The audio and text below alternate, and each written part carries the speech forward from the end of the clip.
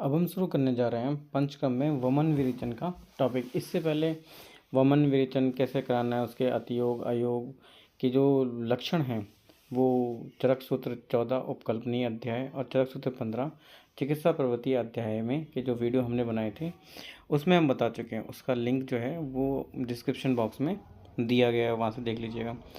तो सबसे जो वामक द्रव्य होते हैं, तो वामक द्रव्यों में याद रखना है, चाहे वामक द्रव्य हों और चाहे विरेचक द्रव्य हों, वो उष्ण होते हैं, तीक्ष्ण होते हैं, सूक्ष्म होते हैं, व्ययावी होते हैं, विकासी होते हैं। पर जो वामक द्रव्य होते हैं उसमें वायु और अग्नि महाभूत की प्रधानता होती है। वामक द्रव्यों का जो स्थान है वो आमाशय स्थान है और उदान वायु की वजह से वमन होता है। विरेचक में क्या होता है, वहाँ पे जल और पृथ्वी महाभूत की प्रधानता होती है। स्थान पक्वाशय और अपान वायु जो होती है वो विरेचन में मदद करती है। जो वामन और विरेचक द्रव्य होते हैं वो अपने प्रभाव से ही कार्य करते हैं। याद रखेंगे, वामन और विरेचक द्रव्य अपने प्रभाव से कार्य करते हैं या फिर स्ववीर्यण यानी कि अपने वीर्य के अनुसार ही कार्य करते हैं। सुश्रुत ने कहा है कि जो वामक द्रव्य होते हैं वो प्रकृति और स्वभाव से कार्य करते हैं। उन्होंने कोई भी गुण वगैरह का वर्णन नहीं किया है। उन्होंने कहा वामक द्रव्य जो होते हैं अपने प्रकृति और स्वभाव से काम करते हैं, जबकि विरेचक द्रव्य जो होते हैं वो उष्ण होते हैं, तीक्ष्ण होते हैं, सूक्ष्म होते हैं, विकासी होते हैं और सर होते हैं। सर यहाँ पे इन्होंने अतिरिक्त गुण दिया है। इसके बाद आचार्य सुश्रुत कहते हैं कि जो शामक द्रव्य हैं वो आकाश महाभूत प्रधान होते हैं। उनको ग्रहण कहाँ से करना है, आकाश महाभूत प्रधान भूमि से ही ग्रहण करना है। उसके बाद उन्होंने कहा जो वामक द्रव्य होते हैं वो वही वायु और अग्नि जो ऊर्ध्वगामी महाभूत हैं, वायु और अग्नि प्रधान होते हैं, तथा उन्होंने कहा आकाश वायु और अग्नि महाभूत प्रधान भूमि से इनको ग्रहण करना चाहिए। विरेचक द्रव्य वही बताया कि पृथ्वी और जल प्रधान होते हैं, और ये बताया कि जल और पृथ्वी महाभूत प्रधान भूमियों से ही ग्रहण करना चाहिए। आचार्य चरक ने बताया कि जो मदन फल होता है जिसका प्रयोग वमन में किया जाता है वो बसंत और ग्रीष्म ऋतु के मध्य में ग्रहण करना चाहिए, जबकि स्नोही चीज जो है उसको शिशिर ऋतु के अंत में ग्रहण करना चाहिए। शांगधन ने कहा वामक विरेचक द्रव्यों के तो वही कहा कि वामक और विरेचक जो दोनों प्रकार के द्रव्य हैं वो वसंत ऋतु के अंत में ग्रहण करना चाहिए, जबकि उन्होंने कहा इसके अलावा जितने अन्य सभी द्रव्य हैं वो सरस ऋतु में या सरस अवस्था यानी कि ऐसी अवस्था जिसमें वो रसों से परिपूर्ण हो उस अवस्था में ग्रहण करना चाहिए। यहाँ पे एक कोटेशन आता है अपक्व वमनम पश्चिमांतो विरेचनम, यानी कि जो द्रव्य औषधि द्रव्य खिलाए गए हैं वमन कराने के लिए या जो आहार दिया है उसको पाक नहीं होने देना है, उससे पूर्व ही वमन करवा देना है। और पश्चिमान में उन औषधि द्रव्य और आहार का पाक होने देना है, उसके बाद विरेचन कराना है। अपक्व वमनम पश्चिमांतो विरेचनम। फिर आगे देंगे अगर कफ अधिक है तो सुखपूर्वक वमन कराना चाहिए, पर अगर कफ अल्प है तो सुखपूर्वक विरेचन कराना चाहिए। इसमें क्वेश्चन ध्यान रखेंगे, कफ अल्प में विरेचन कराने के लिए बोला हुआ है, सुखपूर्वक, पित्त की बात नहीं की गई है। फिर लिखा है वमन द्रव्य पिलाने के पश्चात पाक की प्रतीक्षा नहीं करनी चाहिए। हमने इससे पहले बताया अपक्व वमनम होता है, पर उन्होंने कहा कि वामन द्रव्य अपक्व अवस्था में ही दोषों को निकालने वाले होते हैं। इसीलिए उन्होंने कहा कि वामक द्रव्यों में उष्णकाल में मधु का प्रयोग करना चाहिए। सभी वामक द्रव्यों में मधु और सैंधव का प्रयोग करना चाहिए। ये जो होते हैं ये कफ का विलयन और छेदन करने वाले होते हैं। उसके बाद एक और कोटेशन है जिसमें कहा गया है पित्तांत वमनम, यानी कि वमन कैसे कराना है, जब हमें पित्त दिखने लगे तो हमें तब तक हमें वमन कराना है।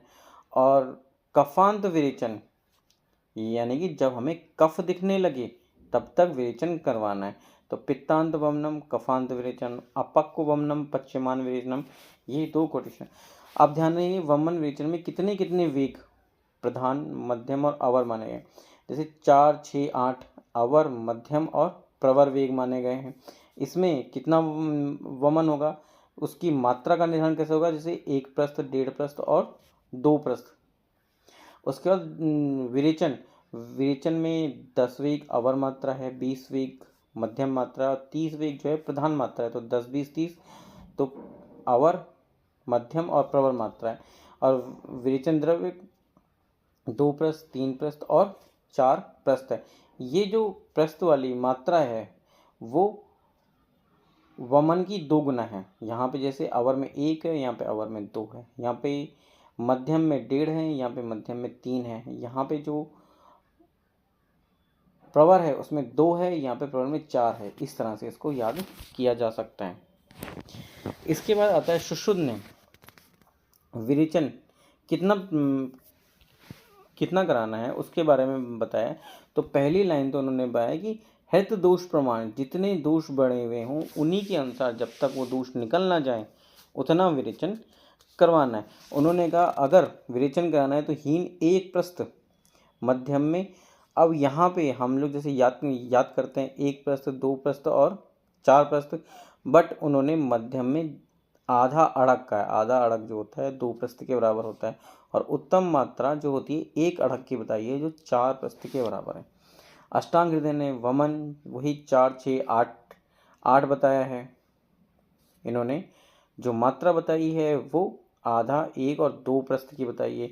विरेचन जो बताई है इन्होंने वो 10, 20, 30 बताई है, और मात्रा जो बताई है, अब जो चरक की बताई हुई मात्रा है वो 3 है। यहाँ पे मध्यम मात्रा जो 3 प्रस्थ है, पर इन्होंने 1, 2 और 4 बताया है, यहाँ पे अंतर है। और वमन में देखेंगे जहाँ पे वहाँ पे 1.5 बताया गया है, वहाँ पे इन्होंने 1 बताया, और जहाँ पे 1 बताया गया वहाँ पे आधा बताया, यानी कि आधा, 1 और 2 प्रस्थ वमन में, 1, 2 और 4 प्रस्थ जो है वो विरेचन में मात्रा है। शांगधर ने बताया कि जो वमन है उसमें जो वेग है वो 4, 6, 8 ये तो सेम है सबका। विरेचन में 10, 20, 30 है। काश्यप ने वमन में 4, 6, 8 बताया, और जो मात्रा बताई है वो 1, 1.5 और 2 बताई है, जैसा कि आचार्य चरक ने बताया। विरेचन में थोड़ा सा अंतर कर दिया काश्यप ने, जहाँ पे 10, 20, 30 था उन्होंने 10, 15 और 30 वेग कर दिए, यानी कि अवर विरेचन के 10, मध्यम के 15 और जो प्रवर विरेचन है उन्होंने 30 वेग बताए। और जो मात्रा वैसी है 2, 3 और 4 प्रस्थ का वर्णन किया है। आचार्य कौत्स्य ने जो वमन की हीन मात्रा है वो 2 से 3 वेग, मध्यम मात्रा 4 से 5 वेग, उत्तरम मात्रा 6 से 7 वेग बताई है। विरेचन में 2, 3 और 4, जबकि जो मात्रा अनुसार मात्रा बताई है वो 2, 1, 2 और 3 प्रस्थ बताई है। उसके बाद बताया गया 6 वर्ष से कम अगर आयु है और उसको अगर वमन करवा दिया, वैसे तो वमन नहीं कराना चाहिए, पर अगर वमन करवा दिया तो बालक जो है वो चक्षु रोग से पीड़ित। आचार्य शांगधर ने इसके बाद वमनार्थ क्वाथ की मात्रा वर्णन की। वमनार्थ क्वाथ की मात्रा का वर्णन करते हुए उन्होंने हीन शुद्धि के लिए 3 प्रस्थ, मध्यम शुद्धि के लिए 6 प्रस्थ और प्रवर शुद्धि के लिए 9 प्रस्थ की मात्रा का वर्णन किया है। उन्होंने कहा उसकी जगह अगर हम क्वाथ की जगह पे कल्क, चूर्ण या अवलेही की का प्रयोग करते हैं तो उसकी मात्रा जो होगी 1, 2 और 3 पल होगी। 1 पल जो है वो हीन शुद्धि के लिए, 2 पल जो है मध्यम शुद्धि के लिए, और 3 पल जो है वो प्रवर शुद्धि के लिए होती है। उन्होंने कहा कि अगर विरेचनार्थ हम क्वाथ का प्रयोग करते हैं तो वहाँ पे मात्रा 2 तोला है, 4 तोला है और 8 तोला है। 2 तोला जो है वो हीन के लिए हो जाएगी, 4 तोला जो मध्यम शुद्धि के लिए, 8 तोला जो है वो प्रवर शुद्धि के लिए मात्रा होती है। विरेचनार्थ अगर कल्क, मोदक इंपॉर्टेंट है, याद रखेंगे, अवलेह नहीं यहाँ पे, कल्क, मोदक और चूर्ण को लिया जा रहा है तो वो 1, 2 और 4 तोला हो गए। ये जो हमने विरेचन के लिए क्वाथ लिया था उसकी आधी मात्रा है। फिर आचार्य चक्रपाणि ने बताया है, उन्होंने शुद्धि बताई है, जैसे 4 टाइप की शुद्धि होती है गणना के आधार पर। सबसे पहला उन्होंने वेग की बताया है, फिर मान की बताया है, फिर लैंग की बताया और दूसरा अंत की बताया है। और उन्होंने इसको उत्तरोत्तर श्रेष्ठ माना है, यानी वेगिकी से मानकी श्रेष्ठ है, मांगी से लांगिकी श्रेष्ठ है और लांगिकी से अंत की श्रेष्ठ है। वेगिकी में वमन के वेग कैसे हैं, 4, 6, 8 वेग हैं। विरेचन के क्या हैं, 10, 20, 30 वेग हैं। मानकी में जो उनका मान है वो 1, 1.5, 2 प्रस्थ है, जबकि विरेचन में 2, 3 और 4 प्रस्थ है। लैंगिकी में जो सम्यक वमन के लक्षण हैं वो आ जाएं, और विरेचन में क्या है, सम्यक विरेचन के लक्षण जो हैं वो आ जाएं, इसको हम लैंगिकी कहेंगे। और अंत की यानी कि अंत कैसा हो रहा है, अगर पित्तांत वमनम वन, अभी हमने पढ़ा था पित्तांत वमनम, पित्तांत वमन है तो वो श्रेष्ठ है, और कफांत विरेचन है तो वो श्रेष्ठ है। इसके बाद आ जाता है वमन विरेचन की व्यापद, या इसे ही हम संशोधन की व्यापद बोलते हैं, या इसे ही हम चतुर्पाद की विगुणता से होने वाले व्यापद कहते हैं। वो कैसे हैं, चरक के 10 हैं, सुश्रुत के 15 हैं, और वाग्भट के 12 हैं। यहाँ पे नंबर याद करना इंपॉर्टेंट है, नंबर ऐसे याद कर लेंगे। इसको याद करने का तरीका क्या है, 10, 12 और 15 मैंने आपको बताया था। CSV याद रखना है इसमें, जब हम चरक सूत्र 16 पढ़ रहे थे तब ये आया था वमन विरेचन के व्यापक। तो 10, 12, 15 याद करना है, और याद करना है CVS याद रखना है। फिर अनुवासन के व्यापक चरक के 6 हैं, सुश्रुत के 9 हैं, और वाग्भट के 8 हैं। जबकि निरूह के व्यापक चरक और वाग्भट के बराबर हैं 12, 12, और सुश्रुत ने 8 निरूह के व्यापकों का वर्णन किया हुआ है। अब वमन में जो दोष हैं उनके निकलने का क्रम क्या है, वमन में सबसे पहले कफ निकलेगा, फिर पित्त निकलेगा, और फिर वात निकलेगी। जबकि विरेचन में सबसे पहले विड निकलेगा, फिर पित्त निकलेगा, फिर कफ निकलेगा, और फिर वात। हमने अभी बताया ना कफांत विरेचन होता है। और निरूह में सबसे पहले विड, फिर कफ, फिर पित्त, फिर अनिल मूत्रकृषि, ऐसे याद रखेंगे। सुश्रुत ने क्या बताया, उन्होंने क्या है, अगर वमन में सबसे पहले जो औषधि पिलाई गई है वो ही बाहर निकलती है, फिर कफ बाहर निकलता है, फिर पित्त बाहर निकलता है, और फिर वात बाहर निकलता है। विरेचन में सबसे पहले मूत्र और पुरुष बाहर निकलता है, उसके बाद पित्त, उसके बाद दी गई औषधि बाहर निकलती है, उसके बाद कफ बाहर निकलता है। जबकि निरूह में क्या होता है, विड, पित्त, कफ और वायु। शांगधर ने यही क्रम बताते हुए उन्होंने कहा है कि इस वमन में सबसे पहले बलास जो है वो प्रायवाची है कफ का, उसके बाद औषधि निकलेगी, उसके बाद पित्त निकलेगा, उसके बाद वायु निकलेगी। जबकि विरेचन में सबसे पहले मल निकलेगा, पित्त, फिर औषधि और फिर कफ। और निरूह में विड है, पित्त है, कफ है और वायु है। सुश्रुत और वाग्भट ने कहा कि वमन के पश्चात, यानी कि वमन के पश्चात का मतलब होता है 15 दिन। सुश्रुत और वाग्भट ने कहा कि वमन के 15 दिन पश्चात विरेचन करवाना चाहिए, वमन के 15 दिन बाद विरेचन। जबकि जब हम चरक सूत्र 15 पढ़ रहे थे उल्कपनी अध्याय, तो वहाँ पे लिखा था, जब वहाँ पे चरक ने कहा कि आप वमन कराते हैं उसके बाद संसर्जन कर पाते हैं, जब व्यक्ति स्वस्थ महसूस करने लगे तो उसका विरेचन करना चाहिए। अर्थात ऐसी कितने पर्टिकुलर दिन होंगे ऐसी कोई मर्यादा चरक ने वर्णन नहीं की है। वमन विरेचन के पश्चात अग्नि मंद हो जाती है, अग्नि मंद हो जाने की वजह से ही संसर्जन क्रम करना चाहिए। संसर्जन क्रम करने से क्या होता है, प्राणों की यानी कि बल की वृद्धि होती है और जठराग्नि की वृद्धि होती है। बस्ती के बाद अग्नि की वृद्धि होती है, अग्नि की वृद्धि होती है तो संसर्जन क्रम कराने की कोई जरूरत नहीं है। जबकि हमने इससे पहले बताया था कि वमन विरेचन कराने के बाद जो होता है अग्नि ज्योति मंद हो जाती है, इसीलिए संसर्जन क्रम की आवश्यकता होती है। तो इसके बाद देखिए वमन क्रम के बीच में वमन आदि क्रम, यानी जैसे वमन कराना है, विरेचन कराना है, फिर निरूह या अनुवासन बस्ती देनी है, तो उनके बीच में स्नेहन स्वेदन दोनों का प्रयोग किया जाता है। जबकि अगर अंत कराना है, जब पंचकर्म अंत कराना है तो केवल स्नेहन का प्रयोग करना चाहिए। वमन के एक दिन पूर्व कफ को बढ़ाने के लिए, कफ को बढ़ाएंगे तभी जो बाकी बचा हुआ कफ है वो भी बाहर निकल पाएगा। तो ग्राम में आनूप और औदक मांस के साथ क्षीर का प्रयोग करना चाहिए। जबकि अगर विरेचन कराना है तो मल उत्क्लेशार्थ यानी कि मल की मात्रा को बढ़ाने के लिए जांगल मांस रस, स्निग्ध यूष, जो कफ को बढ़ाने वाले ना हों उनका प्रयोग करना चाहिए। वमन के पश्चात धूमपान करने का निर्देश दिया है। हमने 3 प्रकार के धूमपान की बात की थी, विरेचनिक की बात की थी, उपशमनी की बात की थी और प्रायोगिक की बात की थी। बट हमने ये भी कहा था कि विरेचन के बाद धूमपान नहीं कराना है।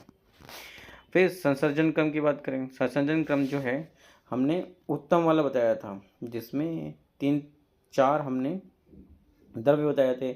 पेया बताया था, विलेपी बताया था, यूष बताया था और मांसर बताया था, और सबको 3-3 बार देना है। ऐसा करके टोटल 12 अन्नकाल होंगे और 7 दिन लगते हैं। इसमें 3 प्रकार के, जैसे हीन है, हीन में जो है एक ही एक प्रकार का द्रव्य 4 बार देना है, यानी कि जो चारों हैं वो एक एक करके देने हैं। ऐसा करके 3 दिन लगेंगे, यानी कि जिस दिन वमन कराएंगे उस दिन शाम को देंगे, अगले दिन सुबह और शाम देंगे, और उसके अगले दिन केवल सुबह देंगे।